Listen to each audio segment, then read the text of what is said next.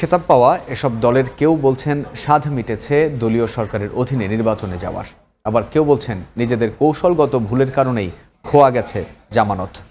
মানুষের এই যে আমি কিনোট পেপার পড়লাম, আপনারা দ্বাদশ জাতীয় সংসদ নির্বাচনের তফসিলের পরেই সরব হয়ে ওঠে বাংলাদেশ জাতীয়তাবাদী আন্দোলন বিএনএম। সংবাদ সম্মেলন করে ঘোষণা দেন ৩০০ আসনে প্রার্থী দেবার। এদিকে আদালতের রায়ে রাজনৈতিক দল হিসেবে নিবন্ধন পাওয়া তৃণমূল বিএনপি হাকডাক তোলে সরকার গঠনের। আওয়ামী বিরোধী ভোট পুঁজি করে সংসদের নেতৃত্ব পাওয়ারও কথা বলেন তারা।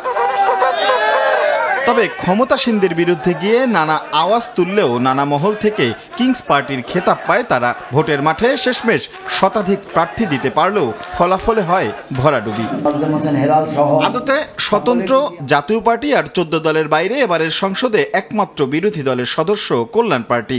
বাকিদের বেশিরভাগই হারিয়েছেন জামানত। ভোটের পরে তাদের উপলব্ধি কি? বিএনএম বলছে বিশ্বাস করে ঠকেছেন তারা। দলীয় সরকারের অধীনে ভবিষ্যতেও আর ভোটে না যাওয়ার কথা বলছে দলটি। আপাতত মনোযোগ দিতে চান দল গোছানোয়, আছে আওয়ামী বিরোধী আন্দোলন করার চিন্তাও। আমরা বিশ্বাস নিয়ে করেছিলাম, সেই বিশ্বাসটা ভাঙা হয়েছে।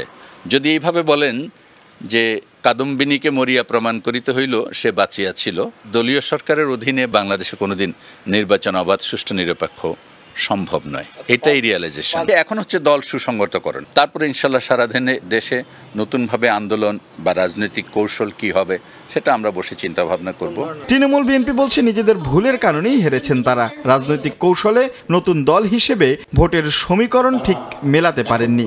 পরবর্তী নির্বাচনের আগে দল গুছিয়ে ভালো কিছু করার পরিকল্পনা তাদের।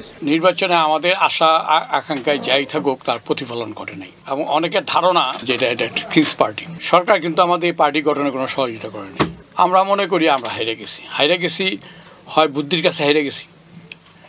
জেনারেল ইব্রাহিমের যেটুকু বুদ্ধি আছে সেই বুদ্ধিটা আমাদের ছিল না বা নাই, বা সরল বিশ্বাসের কাছে হেরে গেছি, অথবা আমরা ওভার কনফিডেন্টের উপরে হেরে গেছি। দ্বাদশ জাতীয় সংসদ নির্বাচনে অংশ নেয় মোট ২৮টি নিবন্ধিত রাজনৈতিক দল। রাশেদ লিমন, সময় সংবাদ, ঢাকা।